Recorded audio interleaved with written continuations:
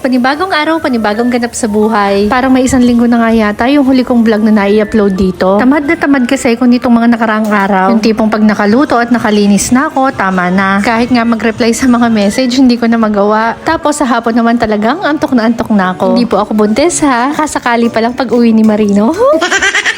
Tamang-tama nga lang ng pagkaluto ko ay nagising na yung mga bata. Itong si Johan ay nagtago pa para gulatin ako. O diba, gulat na gulat yarn. Nung makakain na nga kami ay nagpahinga lang ako tapos nag-exercise na. Hi guys! Tapos na tayo magpapawis. 15 minutes lang naman ako nagpapawis kasi hindi na kaya. Kasi puro tayo day 1 so naninibago lagi yung katawan. Tingnan nyo naman ang dami ng fats dyan. Ang ganda nga pala itong top ko. Ayan.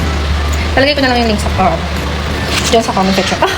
Tapos separate kong binili itong sando na to tsaka itong pangbaba ko. Hindi ko na i-video kasi hindi kaya. Maraming humps. So ayan lang. Bye! Lagay ko na lang dun sa comment section. Diba? At nakapag-promote pa. Anyway, at pagkatapos nga ng mga gawain ay eto, sinubukan ko munang turuan si Johan. Mula kasi nung nag-aral siya, ay hindi ko na siya natuturuan. Sariling sikap ba? Ganun. Pero dahil wala na nga tayong may content, eto magpapanggap tayo na tinuturuan ko siya. Anyway, at dahil nakapag-video naman na tayo na tinuturuan ko yung anak ko, eto maglilinis na ako ng kuko. Dati-rati kasi ay nagpapalinis pa talaga ako ng kuko. Nagpapadesign at nagpapa-extension pa. Pero dati yun nung andito si Mr. Siyempre, kailangan maganda ang kamay pag humawak.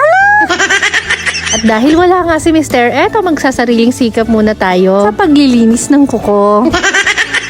Nag-unti-unti nga pala akong bumili ng panlinis ng kuko para naman mas makatipid-tipid. Total naman, madali lang namang gawin to, lalo na kung hindi extension. O diba, nakasave na naman tayo ng 200 pesos. Yun kasi yung rate ng gel polish dito sa amin. Bagong linis na yan, pwede na mag-uro. O siya, sige, hanggang dyan na lang muna. See you on my next vlog. Follow for more.